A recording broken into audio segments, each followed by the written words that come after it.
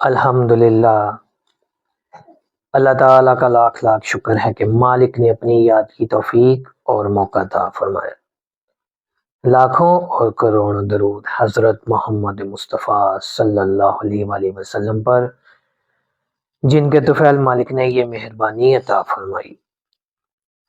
سامعین کرام، اللہ تعالیٰ نے قرآن پاک میں ارشاد فرمایا، اور یاد کرو جب تم نے کہا اے موسیٰ ہم ہرگز ایمان نہیں لائیں گے جب تک کہ ہم اللہ تعالیٰ کو خود ظاہر نہ دیکھ لیں۔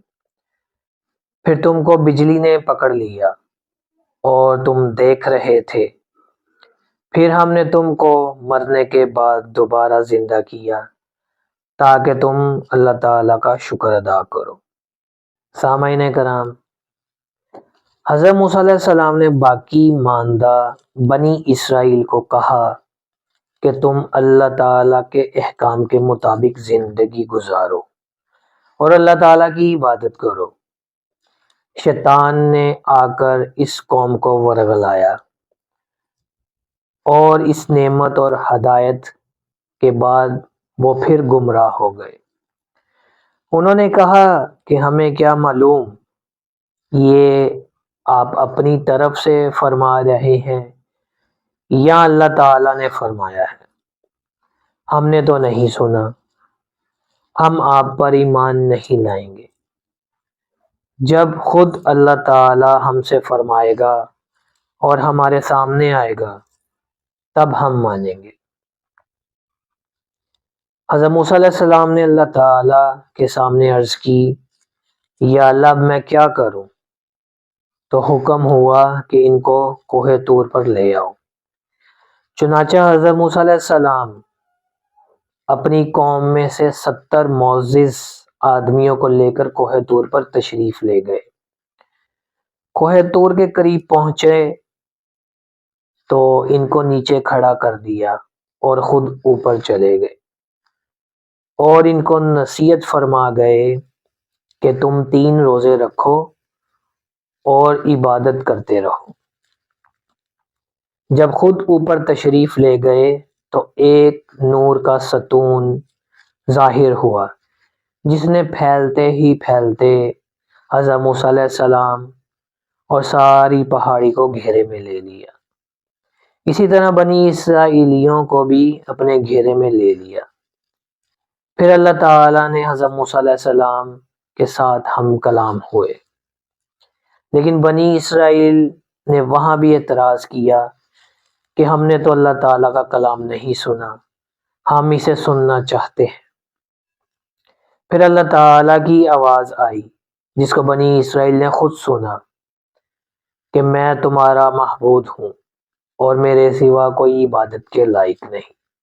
لیکن بنی اسرائیل اس پر بھی راضی نہ ہوئے اور کہا کہ ہم اللہ تعالیٰ کو ظاہراً دیکھنا چاہتے ہیں۔ اس پر اللہ تعالیٰ کا غضب نازل ہوا اور آسمان سے ایک ایسی آگ برسی کہ وہ سب معزز آدمی وہیں مر گئے۔ حضرت موسیٰ علیہ السلام ان کی لاشیں دیکھ کر بہت پریشان ہوئے اور سوچا کہ اب میں کس طرح واپس اپنی قوم میں جاؤں گا۔ اللہ تعالیٰ کی بارگاہ میں عرض کی، یا باری تعالیٰ آپ اپنی رحمت سے، اپنے فضل و کرم سے ان بختوں کو معافی عطا فرما دیجیے، کیونکہ میں بہت شرمندہ ہو گیا ہوں۔ اب میں اکیلا کس طرح قوم میں جاؤں گا؟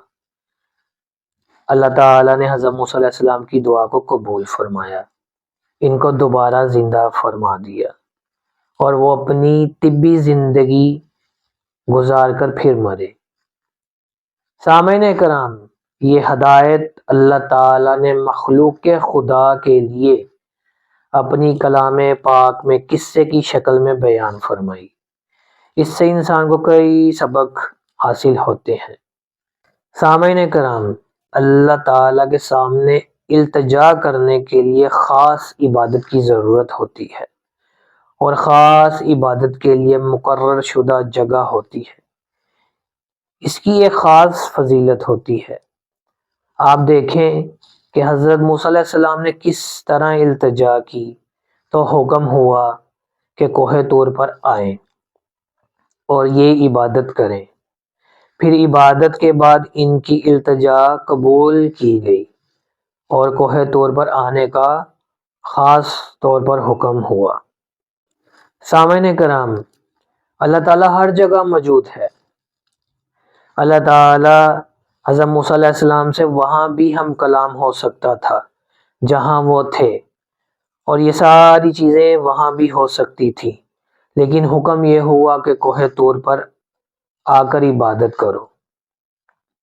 معلوم ہوا کہ اللہ تعالیٰ سے کلام کرنے کے لیے، اللہ تعالیٰ سے التجا کرنے کے لیے عبادت بھی ضروری تھی، اور پھر اللہ تعالیٰ کی مخصوص جگہ پر حاضری کی بھی خاص اہمیت تھی۔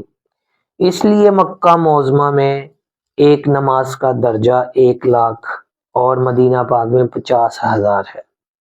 سامعین کرام، جہاں بھی اللہ تعالیٰ کی عبادت کثرت سے ہوتی ہے، اللہ تعالیٰ کے بندے مدفون یا موجود ہوتے ہیں اور رشد و ہدایت کا منبع یا سلسلہ ہوتا ہے۔ اس جگہ کو اللہ تعالیٰ فضیلت عطا فرماتا ہے۔ وہاں کی عبادت دوسری جگہوں سے زیادہ افضل درجہ رکھتی ہے، اور اس جگہ پہنچ کر جب انسان عبادت کرتا ہے تو وہ زیادہ افضل ہوتی ہے۔ لوگوں کی یہ بات کہ عبادت اپنے گھروں میں بیٹھ کر بھی کی جا سکتی ہے، اللہ تعالیٰ کے اس ارشاد پاک کے بعد باطل ہو گئی۔ یہ سمجھنے کی ضرورت ہے کہ خاص جگہ میں حاضر ہو کر عبادت کرنا ہی اللہ تعالیٰ کو منظور اور قبول ہے۔ ایسی عبادت کرنے والوں پر اللہ تعالیٰ خاص فضل فرماتا ہے اور ان کو اعلیٰ درجہ عطا فرماتا ہے۔ جب گستاخان رسول صلی اللہ علیہ وسلم کہتے ہیں کہ رسول صلی اللہ علیہ وسلم ہماری طرح ہی بندے ہیں، ہماری طرح ہی انسان ہیں، جس طرح ہم دعا کرتے ہیں اسی طرح وہ بھی دعا کرتے ہیں، تو جب انہیں حضرت عیسیٰ علیہ السلام کے متعلق بتایا جاتا ہے کہ حضرت عیسیٰ علیہ السلام تو مردوں کو زندہ کر دیتے تھے، وہ بھی تو تمہاری طرح بشر تھے، ان کو اللہ تعالیٰ نے اتنا درجہ کس طرح عطا فرمایا؟ تو وہ کہتے ہیں کہ یہ بات صرف حضرت عیسیٰ علیہ السلام سے مخصوص تھی، یہ انہیں صرف معجزہ عطا فرمایا تھا۔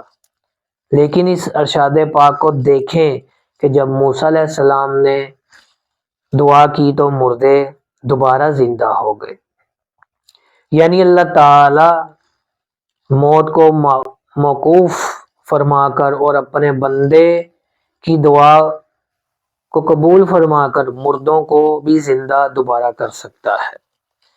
یہ قرآن پاک سے ثابت ہوا۔ سامعین کرام، دعا ایک زبردست چیز ہے۔ جب اللہ تعالیٰ کی بارگاہ میں دعا کی جاتی ہے تو اس دعا سے ہر مشکل آسان ہو جاتی ہے، ہر تکلیف دور ہو جاتی ہے اور ہر مصیبت ٹل جاتی ہے، ہر حاجت پوری ہوتی ہے۔ اب آپ قرآن پاک کے اس قصے سے اندازہ لگائیں کہ سب سے مشکل بات مردوں کو زندہ کرنا ہے۔ حضرت موسیٰ علیہ السلام کی دعا سے مردے زندہ ہو گئے، لیکن مردوں کو بھی زندہ کرنے سے مشکل یہ ہے کہ نبی عبادت سے نہیں بن سکتا، وہ اکتساب فیض سے نہیں بن سکتا، بلکہ وہ ازلی نبی ہوتا ہے۔ اللہ تعالیٰ اسے نبوت عطا فرماتا ہے۔ لیکن حضرت موسیٰ علیہ السلام کے قصے کو پڑھیں تو آپ کو معلوم ہوگا کہ حضرت موسیٰ علیہ السلام کی دعا سے اللہ تعالیٰ نے حضرت ہارون علیہ السلام کو نبوت بھی عطا فرمائی۔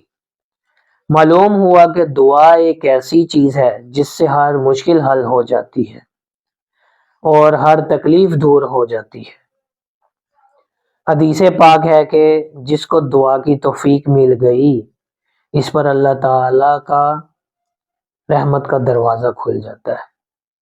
سامعین کرام، اللہ تعالیٰ ہمیں ان باتوں سے مستفید ہونے اور ہمارا ایمان تازہ ہونا قبول فرمائے۔